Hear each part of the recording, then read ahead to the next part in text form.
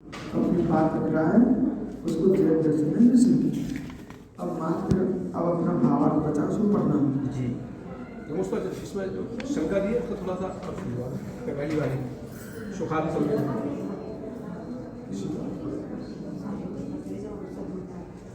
शुरुआत में भावार्थ के ऊपर भावार्थ के ऊपर और यही लिखी ना, वो कसरत के लिए प्रत्यक्ष है।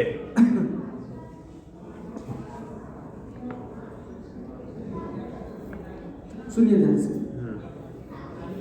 कैसे? आश्चर्य उन लोगों पर है, हमें पूरा विषय समझ गया जी। आश्चर्य उन लोगों पर है कि ऊपर की अनुभूति को कहते रहते अपनी अनुभूति की बात नहीं करते। ऐसे अज्ञानियों की भीड़ विश्व में बहुत है। दूसरे की प्रशंसा मार्ग में जीने वाले लोग अज्ञानी होते हैं। गलत नहीं जाना, आप मेरी बात को ध्यान से सुनिए। दूसरे की प्रशंसा जो करने में लगे वे सब अज्ञानी लोग हैं। ज्ञानी के लिए प्रशंसा के लिए समय नहीं मिलता, अपने ज्ञान में लीन होता है। नेताओं के पीछे वे दौड़ते हैं, योग्यता नहीं होती। जो योग्यता वाले होते हैं नेता होते हैं, पीछे नहीं दौड़ते। एक एक सब पकड़ना और इसमें विपरीत पकड़ना नहीं। हमारी बात को पकड़ो पहले। शुद्धोपयोग में लीन व्यक्ति होगा कि भगवान की प्रशंसा करने बैठेगा क्या? भगवान तक की प्रशंसा नहीं करता, वो ज्ञान में लीन है। एक पक्ष व्यवहार में हो तुम शुद्धोपयोग नहीं, तो वो भगवान की प्रशंसा करना पड़ेगी। आप कोई देश का नेता है, हजारों लाखों की भीड़ जुड़ रही है, वो भीड़ नहीं जुड़ रही है, अयोग्यता जुड़ रही है। अयोग्य लोग होते ना, प्रशंसा में जीवन नष्ट कर लेते अपना। वो योग पुरुष होता है पर की प्रशंसा अपनी उन्नति का विचार करता है। आप लोग ध्यान से सुनो मैं क्या बोल रहा हूँ। योग पुरुष अपनी योग्यता बढ़ाता है और योग पुरुष प्रशंसा करके जीवन पूरा कर लेता है। ये क्या बोल रहा है? सुख आदि संवेदन असंवेदन लक्षण वाले होने पर भी, सुख आदि लक्षण असंवेदन लक्षण वाले होने पर भी अनेक योगी जनों की प्रत्यक्ष है। इस सुधार समझने का हेतु विचारी है। सुख आदि आगे योग आ रहा है, वो असंवेदनवादी है। यहाँ चारवाक कह रहा है सुख आदि संवेदन असंवेदन लक्षण वाले होने पर भी इनमें असंवेदन है, सुसंवेदन नहीं है, फिर भी अनेक योगी जनों की प्रत्यक्ष है। अब जैसे उसने पहले बुद्ध को लेके आया था जैन से बात करने के लिए, अनुमान प्रमाण को शव मानता नहीं है और बुद्ध का अनुमान प्रमाण ला करके जैनी से बात कर रहा था। यहाँ पर ये स्वयं आत्मा को जड़ मानने वाला जड़वादी है, ये आत्मा को संवेदी मानता नहीं है, फिर भी अनेक योगी जनों के द्वारा संवेदन होने से आप तो जैनी संवेदन मानते हो।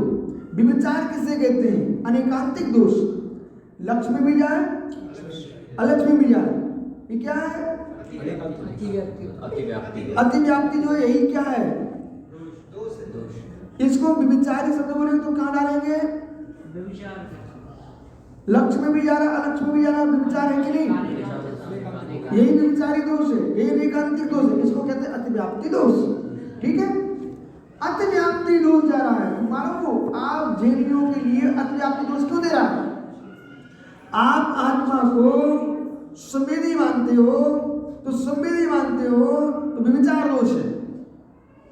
क्यों विचार दोष है? क्योंकि उसको योगी लोग भी जानते हैं। ये विषय मैंने ठीक पकड़ा, इसका मतलब पढ़ के आया अलग से।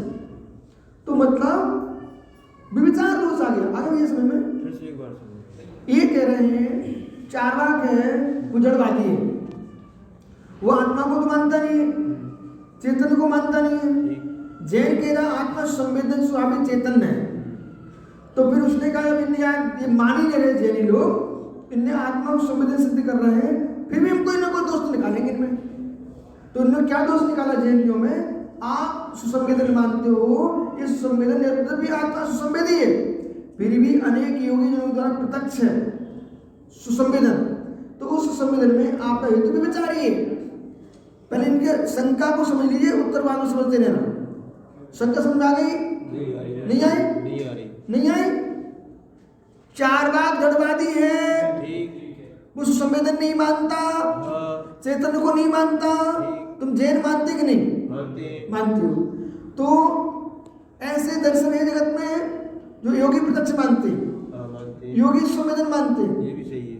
मानते कि नहीं? मानते हैं। तो तुम्हारे यहाँ जो संवेदन है तो आपके यहाँ ही नहीं है मात्र, बाकी और जगह भी है। दूसरे लोग भी मानते हैं। ठीक ठीक, हाँ। तब दूसरे मानते तो तुम्हारे यहाँ पे विचार दोष आ गया, इसमें आ गया, लेकिन नहीं आया। नहीं मतलब कैसे आ गया, ऑप्शन समझ में आ गया, दोष उनकी दृष्टि में आ गया। ऐसी शंका आपको नहीं करना चाहिए, क्योंकि सुखादि संवेदन संवेदन सुखादि का ज्ञान हम लोगों के प्रत्यक्ष है। हमने क्या बोले उनको? अरे यार, हमारे प्रत्यक्ष है, हमारे स्वयं के प्रत्यक्ष है, हमारे स्वयं के प्रत्यक्ष है। हम क्यों योगी को बीच में ला रहे हैं?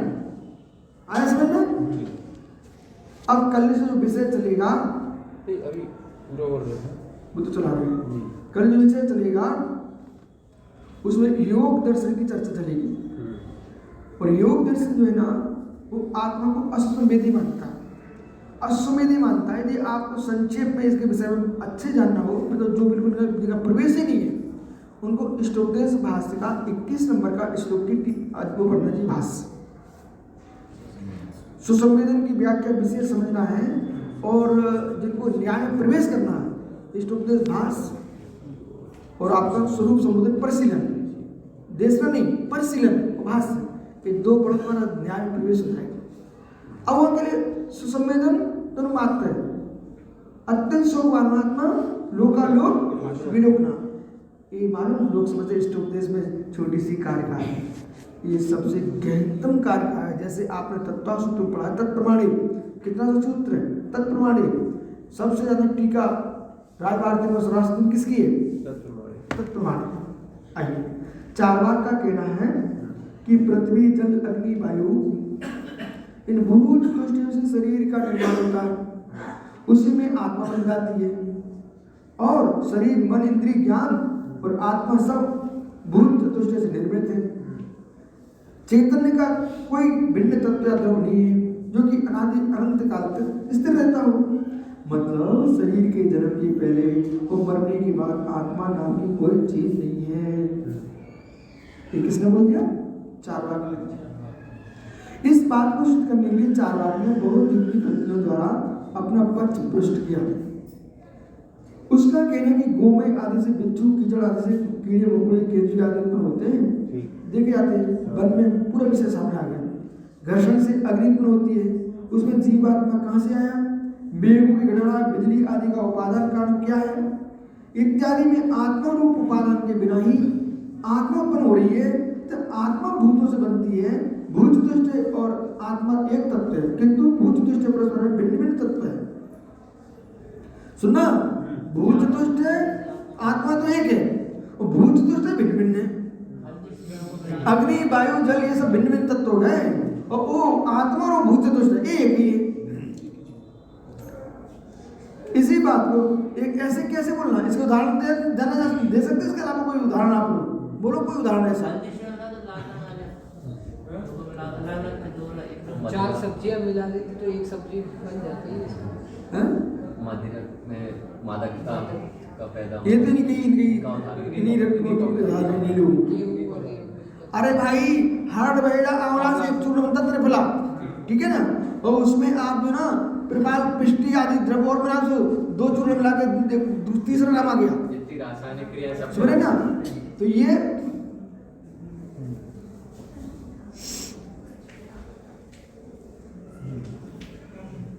दृष्टांत नए नए बनाते जाओ तो श्रोता को चित्त स्थिर रहते हैं, और वे भी दृष्टांत तुम बोलते जाओगे तो श्रोता क्या कहते हैं? ये तो यार अपन पढ़े वहां सुनाई थे, तो बार बार कोई घटपट घटपट घटपट घटपट, तो फिर दूसरे घटपट एक कमंडल बोल दो आप।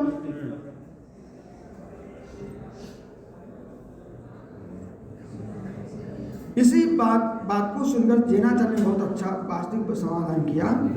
उन्होंने बताया कि बिच्छू कीड़े मेढक केंचुए आदि प्राणियों शरीर यद्यपि गोमय कीचड़ आदि भूत चतुष्टय से बना है, फिर उनकी आत्मा अन्यत कहीं से त्रियंत और आयु का हमने विषय लिया था कि नहीं? आदि कर्मों बात उपादान रूप से यहाँ पर हुआ है। आज उन्होंने विषय था क्या? आत्मा भूतगल द्रव्य रूप भूत तो चतुष्ट तथा भिन्न भिन्न तत्व हैं। वन में तो अग्नि स्वयं आग लगती है, उसमें बात से परस्पर में घर्षण आदि निमित्त है, किंतु उपादानभूत आत्मा एक इनकी जाति अग्नि काय स्थावर आदि नामकरण को छोड़ लेकर के अग्नि काय में जुड़ी है। माता पिता के रघुवीर से मिश्रण से जो जन्म होता है उसे गर्भ जन्म कहते हैं। उपास से जन्म होता है उसे उपादेय जन्म कहते हैं। और जब तक से अपनी और खुद के भगवान को एक तक हो जाने पर शरीर की रचना होना जन्म लेता उसे शंभु जन्म कहते हैं। एक ही दृष्टि से सभी पंचेंद्र के सभी प्राणियों का जन्म शंभुचन है। और पंचेंद्र त्रिंचों में कुछ प्राणी शंभुचन जन्म वाले जैसे भेड़ मत्स्य आदि से सभी सर्वधर्म जैसे गाय भैंस हाथी घोड़ा आदि। मनुष्यों में सभी मनुष्य गर्भ होते हैं एवं जो शंभुचन मनुष्य होते हैं वे लक्ष्य प्राप्त होते हैं तथा हमें अपने को तथा हमको और आपको दिखते नहीं है। देव नारियों का जन्म उपास से धर्म लेता है। इन तीनों प्रकार के जन्म को धारण करने वाले आत्मा एक स्वतंत्र द्रव्य है। तो ईश्वर के जन्म से ईश्वर से कुछ नहीं। कर्मों के निमित्त से जन्म मरण संसार में संचरण करना पड़ता है। कर्मों से मुक्त होने के बाद इस आत्मा को आनंद ज्ञान शक्ति आदि अनुभव प्राप्त होते हैं। इस जीव को समझ से प्रकट नहीं होता, तभी जीव द्रव्य क्षेत्र काल और भाव को मत प्राप्त में प्रबोध करता रहता है। शम्य दर्शन प्रकट होने के बाद ज्ञान और चार की वृद्धि पूर्णता से जीव पूर्ण शुद्ध हो जाता है। तो आत्मा बीज तुष्ट है। भिन्न भिन्न तत्व ऐसा समझना चाहिए। और पृथ्वी जल अग्नि एवं वायु से भूत तुष्ट है। पुद्गल की क्रिया होने से कथन चित्र दृष्टि से एक ही तत्व है और भिन्न भिन्न, इसलिए विपरीत मान्यता को छोड़ करके आस्तिकवादी बनना उचित है। अब चारवाक का खंड का सारांश आगे पढ़ेंगे। जो अपन ने पढ़ा है थोड़ा सा सारांश निकाल लें। अब बता रहे हैं भाई, इनको थोड़ा कपड़ा गर्म करके ऐसा लगा दें। सारांश आज जितना विषय पढ़ा उसको 1 मिनट में समझो। चारवाक ने कहा गोबर से बिच्छू होती है। जो भूत चतुष्ट है उससे ही जीव की उत्पत्ति होती है और जीव नाम कोई वस्तु नहीं है। यानी वो बात नहीं, जीव नाम की वस्तु नहीं है। और अग्नि जल वायु और आकाश पृथ्वी इनके माध्यम से चेतन की उत्पत्ति होती है। भूत चतुष्ट है तो भिन्न भिन्न है, वो चेतन और भूत एक है। क्या कर लिया? चेतन भूत को एक कर लिया। फिर क्या बोलते हैं? जैसे कि कोदों, अंगूर, महुआ, गुड़, इन सबको सड़ा दो, मिला दो तो एक अलग शक्ति आती है, उसका नाम मादक शक्ति है। तो इन द्रव्यों के मिलने से जैसे मादक शक्ति ने जन्म ले लिया है, ऐसे ही भूतों के मिलने से चेतन उत्पन्न हो जाता है। ऐसा बोल रहा कौन? चारवाक। उससे हमने कहा कि भाई समझ, गोबर आदि कीचड़ से केंचुए बिच्छू आदि उत्पन्न होते, ये सम्मूर्छन शरीर उत्पन्न होता है। जीव अलग से होता है। वो सम्मूर्छन शरीर को तो जैसे घी के घट को घी का घड़ा कहते हैं। वास्तव में घी में घड़े का उपचार है, घट में घी का उपचार है। घट मिट्टी का, ये घी स्वतंत्र है, फिर भी यूं कहते हैं घट घी का घड़ा। ऐसे ही सम्मूर्छन जीव, वास्तव में सम्मूर्छन जीव नाम कोई वस्तु नहीं है। सम्मूर्छन शरीर उत्पन्न होता है, उसमें आत्मा आगे जन्म ले लेती है। आत्मा सम्मूर्छन नहीं है। तो मैंने कहा उपादान जीव का शरीर नहीं है, उपादान आत्मा का आत्मा ही है। इसलिए जीव अपने उपादान से जन्म लेता है। गोमय से बिच्छू ने जन्म नहीं लिया, बिच्छू की आत्मा आगे आई है, शरीर का जन्म हुआ है। ये हम लोगों को समझाया। फिर उसने कहा सुसंवेदन, सुसंवेदन तो सुसंवेदन कहता वैसे होता नहीं है, लेकिन योगी प्रत्यक्ष है। तुम लोग सुसंवेदन मानते हैं आत्मा को, सुखादि का संवेदन मानते हो। तो हमने उससे कहा कि हम कोई परोक्ष से वो अन्य से नहीं लगाते हैं, कि हमारी आत्मा का स्वतंत्र धर्म है, ये दूसरे का धर्म नहीं है कि उससे हम आत्मा को जाने। आत्मा ज्ञान स्वभावी है, दर्शन स्वभावी है, इसलिए आस्तिकवादी ऐसे ही कहेगा, वो आत्मा को नहीं मानने वाला चालाक नास्तिकवादी है। इतना सा सार।